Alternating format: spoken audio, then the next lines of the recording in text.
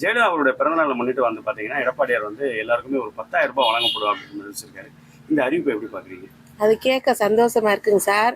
ஆனா எங்களுக்கு என்னன்னா, நோய் நொடி இல்லாத வாழ்க்கை வேணும். இப்ப இருக்கிறதுக்கு நோய் நொடி தான் அதிகமா வருது.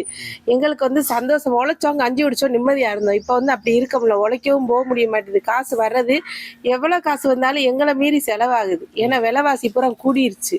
எங்களுக்கு நார்மல் இப்போ ஒரு சிலிண்டர் வாங்கினா கூட 1000 ரூபாய்க்கு போக வேண்டியது. மானியெல்லாம் ஃபர்ஸ்ட் ஏறிச்சு. எங்களுக்கு மானியில வேணாம், ஃப்ரீ பொருள் வேணாம்.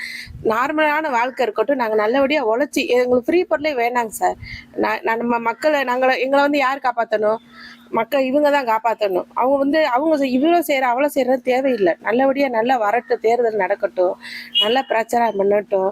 ஆனால் வந்து எங்களுக்கு நோய் நொடி இல்லாத வாழ்க்கை, சாப்பாட்டில் வந்து நல்ல பொருளே கிடைக்க மாட்டுது. இதில் 10 ரூபா கூட போட்டால் கிடைக்குமா, அதில் 10 ரூபா, ஆனால் எந்த பொருளும் எங்களுக்கு கிடைக்க மாட்டுது. பார்த்தா கை கால் வலி, உடம்பு சரியில்லாமல் டெய்லி வீட்டில் வேலை பார்க்குறதே ரொம்ப டென்ஷனை பார்க்க வேண்டியதாக இருக்குது.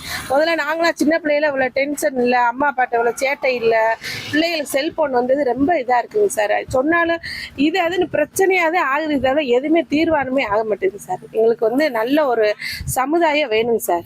சுருக்கமாக சொல்லணும்னா இந்த 10,000 ரூபாய் 10,000 ரூபா அதான் எவ்வளவு வந்தாலும் எங்களுக்கு செலவு தான் ஆகுதுங்க சார். மிச்சப்படுத்தவே முடியல. கடை வாங்கி வீடு வாசல்ல வாடகை கொடுக்குறோம், தண்ணி வரி கட்டுறோம், வீட்டு வரி கட்டுறோம், கொலா வரி கட்டுறோம், கேபிள் காசு எல்லாமே கூட்டிக்கிட்டு தான் போகுது. எவ்வளவு காசு வந்தாலும் நம்ம செலவு ஆக தான் செய்யுது. எங்களுக்கு ஒரு 10 செலவு அதிகமாக தான் இருக்கு. இப்ப 10 ரூபா வித்த சோப்பு 25 ரூபா.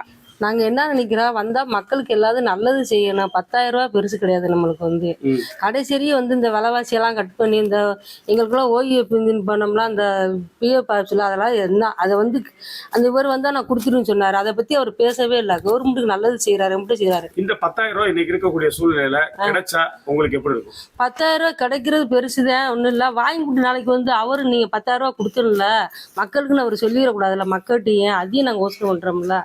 அந்த அறிவிப்பு எங்களுக்கு நம்பிக்கை இல்லை.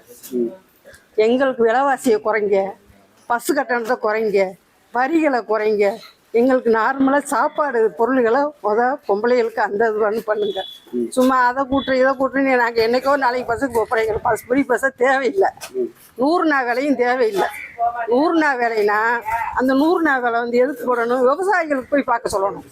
நீங்கள் போய் கம்மா ஓரத்தில் வெட்டிட்டு அவார்டு படுத்து தூங்குறவங்களுக்கு நீங்கள் போடக்கூடாது.